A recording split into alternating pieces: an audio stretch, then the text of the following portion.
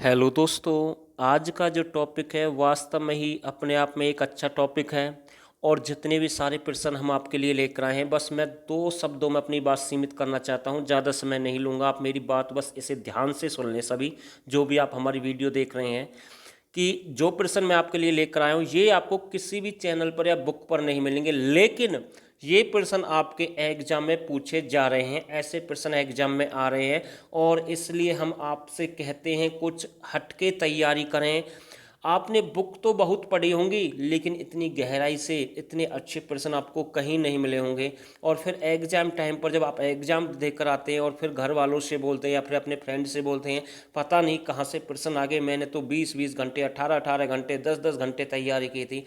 अरे भाई, कुछ फ़ायदा नहीं है उस तैयारी का जब तक आप स्मार्ट और डीपली नहीं सोचेंगे कि कहाँ से प्रश्न पूछता है, कैसे पढ़ना है। तो उन सभी बातों को ध्यान में रखते हुए हमने आप सभी के लिए पेड बैच चलाया है। स्क्रीन पर नंबर है, बिल्कुल वहाँ पर गहराई तक ऐसे ही प्रश्न हम कवर करा रहे हैं।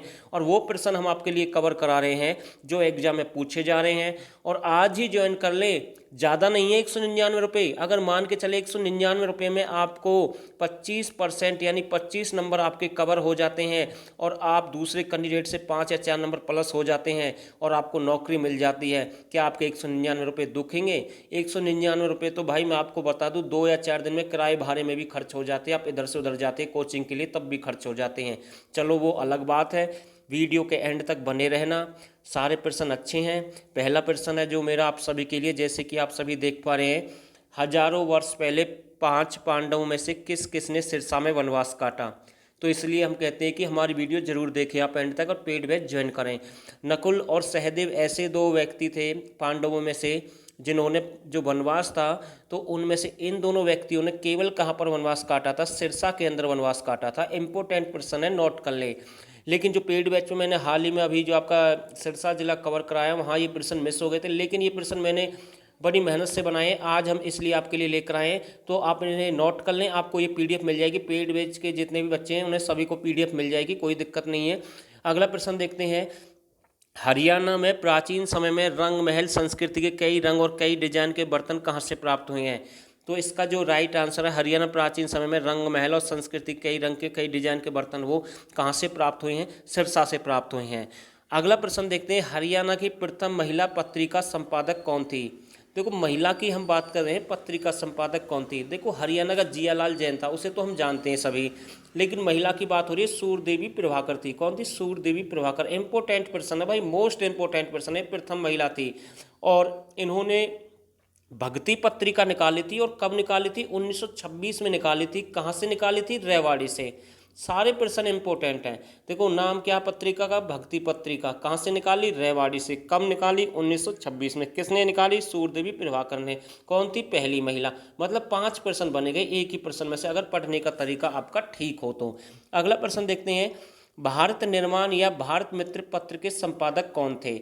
देखो, ये प्रश्न हरियाणा पुलिस के एग्जाम में आया था। भारत निर्माण के नाम से भी आ सकता है और भारत मित्र के नाम से भी आ सकता है। तो इस पत्र के संपादक कौन थे? बाल मुकुंद गुप्त थे। लेकिन कुछ कहेंगे कि सर उन्होंने ये नहीं निकाला था, दूसरा निकाला था। भाई, और भी निकाले हैं, सभी जानते हैं, दुबे की चिट्ठियाँ वगैरह हैं वो भी निकाले हैं। लेकिन ये जो बाल मुकुंद गुप्त है ना, भारत निर्माण और भारत पत्र इसने निकाला था। और हरियाणा पुलिस के एग्जाम में ये प्रश्न पूछा गया था IRBK में। अगला प्रश्न देखते हैं। 5100 वर्ष पूर्व अज्ञातवास के दौरान पांडव कहाँ पर आए थे? इंपॉर्टेंट प्रश्न है भाई, किसी को नहीं पता होगा। 5100 वर्ष पहले जो अज्ञातवास के दौरान पांडव एक स्थान पर भी आए थे।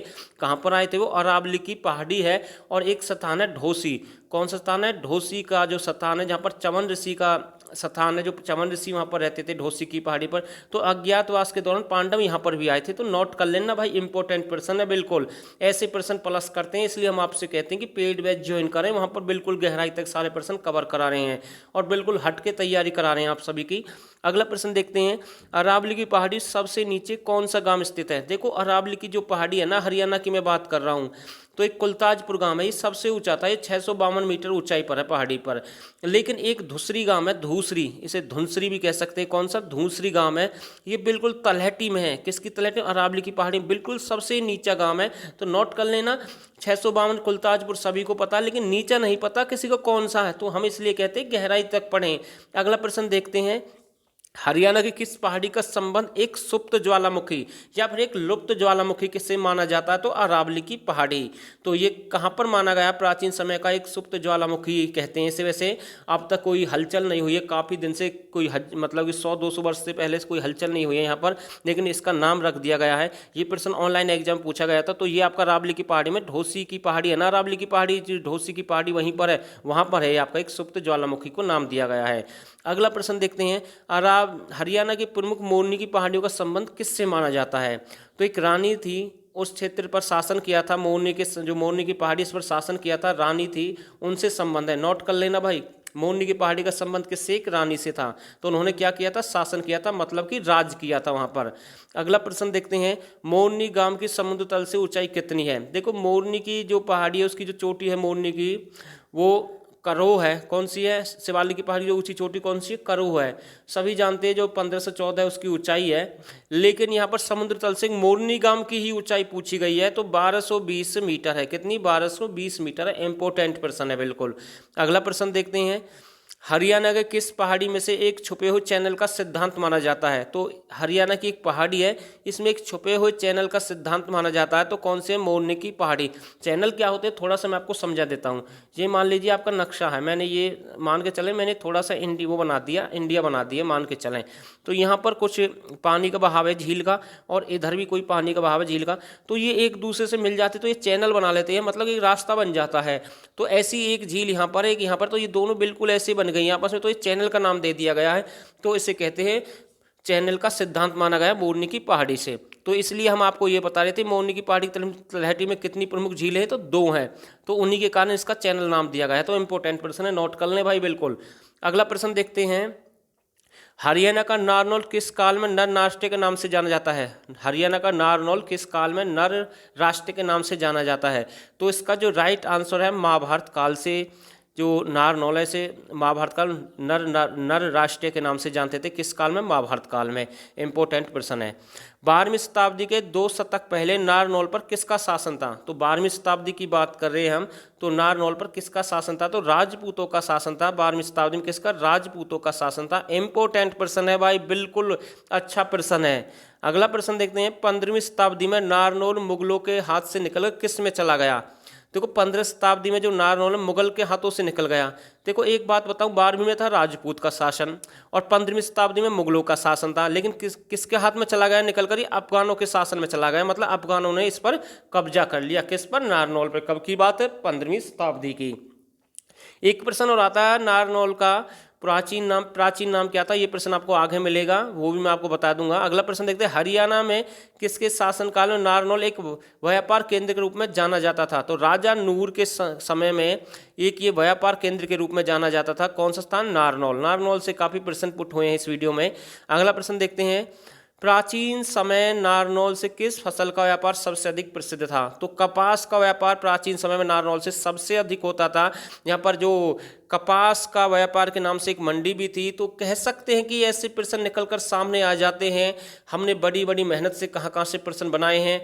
और अगला प्रश्न देखते हैं, सतनामी में लोग अपने मूल स्थान नारनौल किसके माध्यम से आज भी याद करते हैं? मतलब सतनामी जो पंथ के जो लोग थे अपने मूल स्थान नारनौल को आज किसके माध्यम से याद करते हैं? गीतों के माध्यम से। इंपॉर्टेंट प्रश्न है भाई, किसके माध्यम से? गीतों के माध्यम से। एक नृत्य है, लूर नृत्य है, जिसमें महिला पंक्तियों में खड़ी होकर जो गीत गाकर एक दूसरे से प्रश्न उत्तर करती हैं। तो ये प्रश्न एग्जाम में पूछा गया था, वो लूर नृत्य है। और लूर नृत्य मैं आपको बता दूं, ये किस जिले का प्रसिद्ध है? ये आपका जींद जिले का प्रसिद्ध है। किसका? जींद जिले का। तो नोट कर लेना, ये प्रश्न एग्जाम में आ सकता है। एक मंजियारा और रतवाई नृत्य है, ये आपका कहाँ का प्रसिद्ध है? मेवात का। तो अगला प्रश्न देखते हैं, नारनौल का पुराना प्राचीन नाम क्या था? नंदीग्राम। तो इंपॉर्टेंट है भाई, ये एग्जाम में पूछा गया था, क्या था? नंदीग्राम। अगला प्रश्न देखते हैं, नंदीग्राम का संबंध किससे था? सूर्य नारायण एक प्राचीन अभिलेख।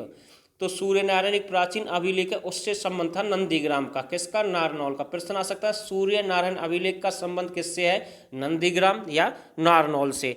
तो इंपॉर्टेंट है बिल्कुल। अगला प्रश्न देखते हैं, हरियाणा के किस स्थान को अब तक का सबसे पुराना सिंधु घाटी सभ्यता स्थल माना गया है? तो भिरडाना है, और दिसंबर 2014 में यहाँ पर एक खुदाई की गई थी, सबसे पुराना सिंधु घाटी सभ्यता स्थल माना गया है। इंपॉर्टेंट प्रश्न है भाई बिल्कुल। अगला प्रश्न देखते हैं, हरियाणा के कुरुक्षेत्र का वर्णन भगवत गीता के कौन से श्लोक में मिलता है? तो हरियाणा का जो कुरुक्षेत्र का वर्णन भगवत गीता कौन से श्लोक में मिलता है? पहले में वर्णन किया गया भाई किसका? कुरुक्षेत्र का। किसमें? भगवत गीता में। और किसमें? श्लोक में। तो नोट करें, 4 प्रश्न यहाँ से बन जाते हैं।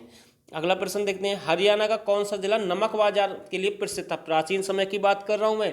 हरियाणा का कौन सा जिला नमक बाजार के लिए प्रसिद्ध है? अब भी है, लेकिन पहले ज़्यादा था। कौन सा? करनाल। लेकिन नमक का जो उद्योग है, जिसके लिए रेलवे लाइन भी बिछाई गई थी, वो आपकी गढ़ी हसरू यानी कि जो रेवाड़ी फारूक नगर के बीच बिछाई गई थी, तो वहाँ पर नमक उद्योग का प्रसिद्ध स्पेशल ट्रेन चलाई गई थी। लेकिन नमक उद्योग मेवात में भी होता, लेकिन प्रयोग उस समय फारूक नगर भी करता था। लेकिन बाजार की अगर हम बात करें तो करनाल में है। नोट कर लें, तीनों प्रश्न अलग अलग हैं। अगला प्रश्न देखते हैं, हरियाणा का कमल नाम का लड़का किसके लिए प्रसिद्ध है? तीर बुद्धि के लिए भाई प्रसिद्ध है, बिल्कुल। तो और इनका संबंध किस गांव से? करनाल गांव से है। और गांव का नाम क्या है? सॉरी, करनाल जिले से। गांव का नाम क्या है? मदनपुर। नोट कर ले भाई, तीर बुद्धि के लिए जाना जाता है कमल को। कहाँ का? एक करनाल का। अगला प्रश्न देखते हैं, हरियाणा में इत्र बनाने की फैक्ट्री किस जिले की प्रसिद्ध है? तो इत्र सभी जानते हैं, तो इसका जो राइट आंसर है करनाल। अगला प्रश्न देखते हैं, हरियाणा का कलंदर शाह गुमंद कहाँ पर स्थित है? तो ये भी इंपॉर्टेंट प्रश्न है भाई। कहाँ पर है कलंदर शाह गुमंद? जो आपका करनाल में है। मोस्ट इंपॉर्टेंट प्रश्न है। और एग्जाम जल्दी स्टार्ट होंगे, ऐसे नहीं है कि एग्जाम नहीं होंगे, कभी भी डेट फिक्स हो सकती है। आप तैयारी करते रहें। और खासकर पेड वाले जो बच्चे हैं वो अपनी तरफ पूरा ध्यान दें। हम आपके लिए समय समय पर बहुत सारी सुविधा उपलब्ध करा रहे हैं। टेस्ट भी आपके लिए लेकर आ रहे हैं, PDF आपको दे रहे हैं, अलग से कुछ प्रश्न भी आपको दे रहे हैं। जल्दी आपका कवर करा देंगे। जिस भाई ने ज्वाइन नहीं किया तो वो जल्दी ज्वाइन कर ले। बहुत सारी सुविधा वहाँ पर उपलब्ध है। आपका 25 में से 25 का टारगेट है, बिल्कुल। अगला प्रश्न देखते हैं, कुंजपुरा शहर की स्थापना किसने की? देखो, कुंजपुरा आपका कहाँ पर है? करनाल में। यहाँ पर पहला एक सैनिक स्कूल खोला गया था 1961 में। दूसरा सैनिक स्कूल 29 अगस्त 2009 रेवाड़ी में। तीसरा मातनहेल झज्जर में। चौथा पंचकुला में प्रस्तावित है। चारों मैंने आपको बता दी। जो मातनहेल जो झज्जर है 2016 में बना है, नोट कर लेना। ये 2009 है, रेवाड़ी 29 अगस्त। और आपका करनाल का 3 जुलाई 1961 है, और पंचकुला का प्रस्तावित है। अगला प्रश्न देखते हैं, और कुंजपुरा शहर की स्थापना नजावत खान ने की थी। अगला प्रश्न, हरियाणा के किस राष्ट्रीय उद्यान में इंदिरा गांधी को बंदी बनाकर रखा गया था? तो बिल्कुल राइट आंसर है सुल्तानपुर राष्ट्रीय उद्यान में। इसे बंदी बनाकर रखा गया था। और यहीं पर इसमें सुल्तानपुर जो पक्षी अभ्यारण्य राष्ट्रीय उद्यान है, इसमें एक चिल्ड्रन पार्क की भी स्थापना की गई है। और सबसे बड़ी जो खूबी है सुल्तानपुर पक्षी अभ्यारण्य की, अगर आप यहाँ पर घूमने के लिए जाते हैं, अगर पर्यटक का नज़ारा देखने के लिए जाते हैं, तो एक बार में 10 व्यक्तियों से अधिक की परमिशन नहीं है इसमें जाने की। कितने व्यक्तियों से अधिक नहीं जा सकते? 10 व्यक्तियों से अधिक नहीं जा सकते। इंपॉर्टेंट है भाई, बिल्कुल नोट कर ले। हो सकता है ऐसे पूछ लिया जाए एग्जाम में। अगला प्रश्न देखते हैं, हरियाणा की सुविधा, एक पुस्तकालय भी है इसमें, वो भी बता रहा हूं मैं। हरियाणा का किस अभ्यारण्य पुस्तकालय? तो सुल्तानपुर पक्षी अभ्यारण्य में है। अगला प्रश्न देखते हैं, हरियाणा की सुविधा में एक चिल्ड्रन पार्क, ये मैंने आपको बता दिया। और यहाँ पर दूरबीन की भी सुविधा उपलब्ध है, ये भी बता रहा हूँ मैं आपको साथ के साथ। अगला प्रश्न देखते हैं, झाबुआ प्रजनन केंद्र हरियाणा कितने एकड़ में फैला हुआ है? तो इंपॉर्टेंट है, झाबुआ सभी जानते हैं रेवाड़ी में है। और कितने एकड़ में फैला हुआ है? 750 एकड़ में फैला हुआ है। यहाँ एक छोटा सा मोर प्रजनन केंद्र भी है। मोर प्रजनन केंद्र छोटा सा है, लेकिन अभी वो विख्यात नहीं है, तो वो भी इसी के पास में है। और ये कितने एकड़ में फैला हुआ है? झाबुआ प्रजनन केंद्र 750 एकड़ में फैला हुआ है। अगला प्रश्न देखते हैं, हरियाणा के गिर प्रजनन केंद्र की स्थापना कब की गई? एक गिद्ध है और एक गिर है। गिर की अगर मैं बात करूं, ये आपका पंचकुला में ही है। ये किसकी स्थापना कब की गई? 1992-93। और गिद्ध प्रजनन केंद्र की स्थापना कब की गई? 2006 में। और गिद्ध प्रजनन केंद्र को जटाऊ प्रजनन केंद्र के नाम से भी जाना जाता है।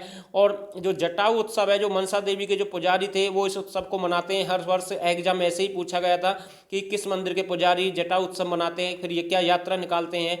तो मनसा देवी मंदिर, बिल्कुल ध्यान देना है। अगला प्रश्न देखते हैं, मध्ययुगीन अवधि से संबंधित कई प्रकार के टूटे हुए मिट्टी के बर्तन कहाँ से प्राप्त हुए हैं? तो किस अवधि के? मध्ययुगीन अवधि के। और कहाँ से प्राप्त हुए हैं? सिरसा से प्राप्त हुए हैं। तो दोस्तों, करीब करीब 50+ प्रश्न मैंने आज से फिर आपके लिए कवर कराए हैं, और उम्मीद करता हूँ सारे प्रश्न अच्छे थे। अगर आप सभी को ये वीडियो अच्छी लगे तो प्लीज़ चैनल जरूर सब्सक्राइब कर दें, और इस वीडियो को ज़्यादा से ज़्यादा शेयर कर दें। और जिस भाई ने पेड बैच ज्वाइन नहीं किया वो जल्दी से ज्वाइन कर लें, इसका फ़ायदा उठाएं।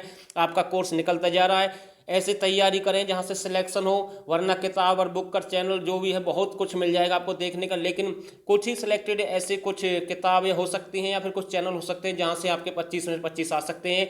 और उन्हीं में से हम आपको एक बता रहे हैं, आपका अपना चैनल है, जल्दी ज्वाइन करें। आगे आपकी मर्जी है। और आप सभी ने इस वीडियो को यहाँ तक देखा, आप सभी का बहुत बहुत धन्यवाद।